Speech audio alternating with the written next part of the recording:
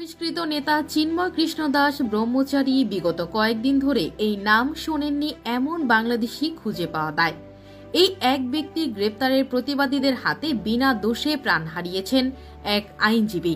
তার মুক্তির জন্য মুখিয়ে আছে প্রতিবেশী দেশ ভারত। এমনকি ক্ষমতাচ্যুত দল আওয়ামী লীগও যেন তার গ্রেপ্তারকে সরকার হঠানোর মোক্ষম সুযোগ হিসেবেই দেখছে। ভারতের সীমান্ত বন্ধ করে দেওয়ার হুঁশিয়ারিও এই চিন্ময় কৃষ্ণ দাসের গ্রেপ্তারের পরেই এসেছে। এখন প্রশ্ন হচ্ছে, আদতে কে এই চিন্ময় কৃষ্ণ দাস ব্রহ্মচারী? কেন তার গ্রেপ্তার নিয়ে এত বেশি হইচই?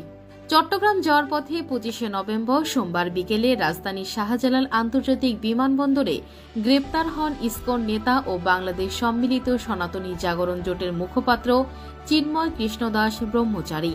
মূলত চট্টগ্রামের হাটহাজারীর পুণ্ডরিক ধামের অধ্যক্ষ চিন্ময় কৃষ্ণ ব্রহ্মচারী। সম্প্রতি চট্টগ্রাম নগরীর নিউ মার্কেট মোড়ের স্বাধীনতা স্তম্ভে জাতীয় পতাকা অবমাননার অভিযোগে তার বিরুদ্ধে মামলা দায়ের করা হয়, যার পরিপ্রেক্ষিতে তাকে গ্রেপ্তার করা হয়েছে। এই ঘটনার পরপরই প্রতিবাদ ও নিন্দা জানায় ভারত এবং দেশটির শাসক দল বিজেপি।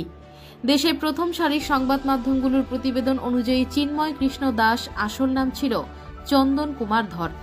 বাংলাদেশে ইসকনের সংগঠকদের মধ্যে অন্যতম ছিলেন চিন্ময় কৃষ্ণ দাস ব্রহ্মচারী। ভক্তরা তাকে ডাকেন চিন্ময় প্রভু নামে। কিন্তু সংগঠনের শৃঙ্খলা বিরোধী কার্যকলাপের কারণে তিনি সহ আরও কয়েকজনকে গত জুলাই মাসে ইসকন থেকে বহিষ্কার করা হয়। তবে গত 5ই আগস্ট ছাত্র জনতার অভ্যুত্থানের পর একাধিক সমাবেশের নেতৃত্ব দেন তিনি। তার দাবি, সনাতন ধর্মাবলম্বীদের ওপর হওয়া নিপীড়নের বিরুদ্ধে প্রতিবাদ জানাতেই এই সমাবেশ। তবে তার কর্মকাণ্ড নিয়ে বিতর্ক দানা বাঁধে। বিশেষত গত অক্টোবরে চট্টগ্রামে একটি মিছিলের সময় বাংলাদেশের জাতীয় পতাকার অবমাননার অভিযোগ ওঠে তার বিরুদ্ধে। জাতীয় পতাকার অবমাননার ঘটনায় তার বিরুদ্ধে মামলাও করা হয়, যে মামলায় বর্তমানে তিনি কারাবন্দী। তবে তার সমর্থকদের দাবি, তাকে গ্রেপ্তারের বিষয়টি রাজনৈতিক উদ্দেশ্য প্রণোদিত। তাকে কারাগারে পাঠানোর আদেশের প্রতিবাদে আদালত প্রাঙ্গণে বিক্ষোভ করেছেন সনাতন সম্প্রদায়ের কয়েক হাজার মানুষ।